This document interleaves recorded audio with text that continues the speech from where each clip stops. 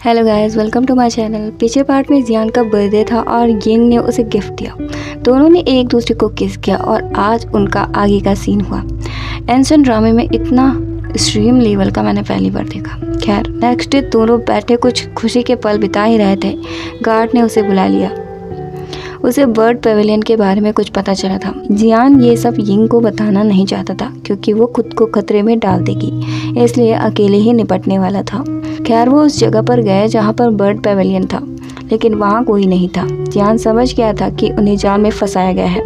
उसने गार्ड से सैनिकों को लाने के लिए कहा, तो वो उसे अकेले छोड़कर जाना नहीं चाहता था, लेकिन उसके कहने पर वो चला गया। उसके जाते ही यूहेंग की गार्ड ने उस पर तीर चला दिया। वो उसे मारते इससे पहले ही यिंग वहाँ पहुँच गई और उसे वापस लेकर आई। वापस आकर उसने उसकी पट्टी की और जख्म पर दवा लगाई। जियान ने उसे माफ़ी मांगी क्योंकि उसने उसे चिंता में डाल दिया। यिंग भी थोड़ा नाराज़ थी, लेकिन वो जानती थी कि उसने उससे ये सब क्यों छिपाया। उसने जियान की पट्टी तो की, लेकिन वो बेहोश हो गया। इधर यूहेंग की गार्ड ने माफ़ी मांगी क्योंकि वो जियान को मार नहीं पाई, लेकिन वो तीर जहरीला था। जियान के पास ज़्यादा समय नहीं बचा था। इधर डॉक्टर ने यिंग को बताया कि जियान को जहर दिया गया है और वो उसमें कोई मदद नहीं कर सकते। उस जहर का एंटीडोट इतना दूर है कि उसे लाने में 10 दिन लग जाएंगे। तब तक वो मर चुका होगा। यूहेंग को पता था कि यिंग उसके पास आएगी, इसलिए उसने गार्ड्स को भी वहाँ से हटा दिया। जैसा कि उसे पता था, यिंग वहाँ पहुँची और उस पर तलवार तान दी। वो बस एंटीडोट चाहती थी। यूहेंग उसे एंटीडोट देने के लिए तैयार था, बदले में उसे उसके साथ रहना होगा। यिंग ने हाँ किया, जिसके बाद उसने जियान को एंटीडोट दिया। उसने यूहेंग को मारने की कोशिश की, लेकिन उसे बेहोश कर दिया गया। इधर जियान की आंखें खुली तो उसने यिंग के बारे में पूछा। उसे पता था कि एंटीडोट के बिना वो ठीक नहीं हो सकता और यिंग को ढूंढना शुरू कर दिया। इधर यिंग की आंखें खुली तो उसे कुछ भी याद नहीं था कि वो कौन है और कहाँ है। मेड ने उसे याद दिलाया कि वो कौन है। तभी यूहेंग वहाँ आया। उसने उसे देखते ही पहचान लिया। यूहेंग को भी अजीब लगा और उसने इशारे से पूछा। यिंग की शादी उससे होने वाली थी। उसे बस यही बात याद थी। अब फ्लैशबैक में यिंग को रोते हुए दिखाया गया। उसे एलर्जी थी, इस वजह से उसे चिढ़ाया जाता था। यूहेंग ही उसका एकमात्र दोस्त था जिसने उससे वादा किया कि वो उसकी हमेशा ही रक्षा करेगा। प्रेजेंट में यूहेंग चाहता था कि उसे बीच की बातें याद ना आए तो ही अच्छा होगा। फुरोंग अब तक सुइंग को ढूंढ रही थी। उसने सुइन को देखा और उसके पास गई, लेकिन यिंग को नहीं पता था कि वो कौन है। फुरोंग को अब सब समझ में आ गया था जियान ने उसे अपने साथ क्यों रखा, लेकिन वो ये भी समझ गई थी कि उसके साथ कुछ तो गड़बड़ हुआ है, मतलब उसकी यादों के साथ। यिंग समझ नहीं पा रही थी कि वो क्या कह रही है। यूहेंग के गार्ड ने फुरोंग से जाने को कहा और वो चले गए। फुरोंग ने जियान को सब बताया, उसके साथ क्या हुआ है। इधर यूहेंग वहाँ आया।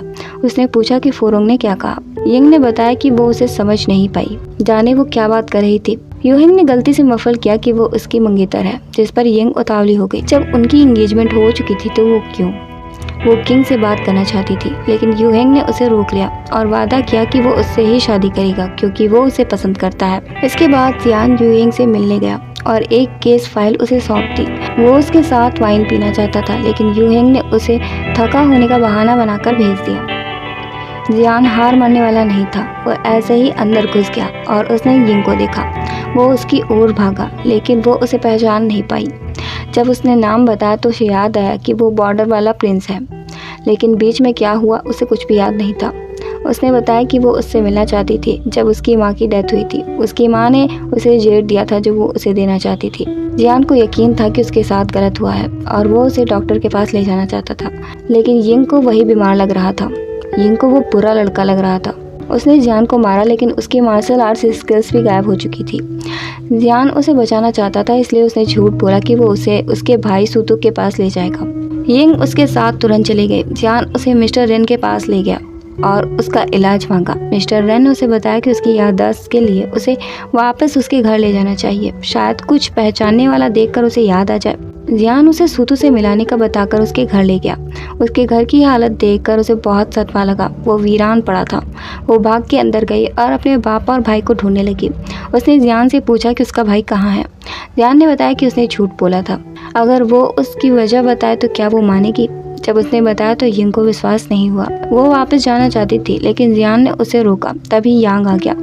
यिंग को लगा कि वो सुतु है, क्योंकि उसे कुछ भी याद नहीं था। जियान उसे रोक रहा था, लेकिन उसने धक्का ही दे दिया। अब यांग ने बताया कि वो मरा नहीं था। उसे वही चीज़ दी गई थी जो यिंग को दी गई है। तो उसे सब कुछ याद कैसे है? उसे याद आया जब वो घायल था, उसने सपने में देखा, लेकिन वो यिंग को चोट नहीं पहुंचा सकते थे।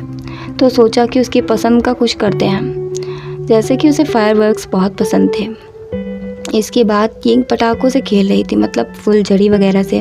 वो बहुत खुश थी। उसे देखकर जियान को लगा कि वो कुछ याद ना करे तो ही अच्छा रहेगा। ऐसे वो खुश तो है, लेकिन सूतू बदला लेना चाहता था। जैसे जियान ने यिंग को वार्न किया था, उसे भी किया, लेकिन वो अभी भी यांग होने का नाटक कर रहा था। तो उसे कुछ जानने को मिला था। यूहिंग हर महीने न्यू मून पर इवेंट करता था, जो कि पुरानी डायनेस्टी से था। इसका मतलब यूहिंग रॉयल ब्लड नहीं है। जियान ने उसे वापस जाकर उस पर नज़र रखने को कहा। यिंग को वो खुद संभालने वाला था, सो हर तरीका ट्राई कर लिया था, लेकिन कुछ भी काम नहीं किया। तो उसके पास सिर्फ आखिरी रास्ता था। उसने मस्क निकाला और उसे सुंघा दिया। इसके बाद उसकी एलर्जी बाहर आ गई और उसने जियान से जाने को कहा, वरना वो उसे हर्ट कर देगी। जियान ने अपना ब्लॉसम मार्क उसे दिखाया और उसे देखते ही यिंग ने उसे काट लिया और उसे सब कुछ याद आ गया था, लेकिन वो अब भी सब भूलने का नाटक कर रही थी। उसने बताया कि उसका ब्लॉसम उसकी माँ की कैंडी जैसा दिखता है। इतना बोलकर वो बेहोश हो गई। पता नहीं ये लोग कितनी बार बेहोश होंगे यार। खैर, उसकी यादें तो मिल गई थी, लेकिन मार्शल आर्ट्स स्किल अभी भी नहीं मिली थी। उसने सोचा कि यूहिंग के पास वापस जाना चाहिए, इस तरह से ही वो उसे मार सकती है। दर यूहिंग गार्ड से बहुत नाराज था। वो यिंग पर नजर तक नहीं रख पाई। तभी यिंग वापस आई और उसने बहाना बनाया कि वो फ्रूट्स लेने गई थी। जब जियान उसके पीछे आया तो उसने नाटक किया और पूछा कि वो कौन है। जियान ने सोचा कि इसकी मेमोरी भले ही वापस ना आई हो, लेकिन वो कल ही मिले थे, तो उसे कुछ याद क्यों नहीं है। यूहिंग ने यिंग से सच छुपाने को कहा और उसने बताया कि वो उसकी मेड है। उसके कपड़ों से वो मेड तो नहीं लगती थी। खैर, जियान ने उसे याद दिलाया कि उसकी फियांसे फूरोंग है, तो किंग को अगर पता चला तो अच्छा नहीं होगा। यूहिंग चाहता था कि वो वापस अपने महल चला जाए। जियान पता नहीं क्यों मुस्कुराया। इसके बाद वो बड़ी खुशी से ठूस कर खा रहा था। वैसे भी वो प्ले बॉय हुआ करता था। उसने यिंग में इंटरेस्ट दिखाया। उसने कहा कि वो सुइंग जैसी लगती है। खैर, यिंग बहुत नाटक कर रही थी अनजान होने का। यूहिंग ने उससे जियान पर ध्यान ना देने को कहा। यिंग ने उसके लिए पानी गर्म किया था। जियान तो पानी में चला गया और यूहिंग से भी आने को कहा। यिंग का प्लान था कि उसने सूतू से पता चला था कि यूहिंग रॉयल ब्लड नहीं है। उसकी फैमिली के हर एक आदमी पर ब्लॉसम मार्क हुआ करता है। अगर वो रॉयल नहीं होता तो आज पता चल जाएगा। जब वो पानी में घुसा तो जियान ने बहाने से उसके कपड़े हटाकर देखा। उस पर वही निशान था। दोनों देखकर चौंक गए। अब रात हो चुकी थी। यूहिंग का किसी ने दरवाज़ा खटखटाया। ये यिंग थी। उसे ठंडर से डर लगता था, इसलिए वो उसके साथ सोने आई थी, लेकिन जियान भी तकिया लेकर आ गया। यूहिंग ने उससे जाने को कहा। वो काफ़ी बड़ा हो चुका था, लेकिन जियान तकिया लेकर पहले ही घुस गया था। और यहीं पर तीसरा पार्ट खत्म करते हैं। आगे की स्टोरी के लिए मेरे चैनल को सब्सक्राइब कर लें। मिलते हैं नेक्स्ट वीडियो में।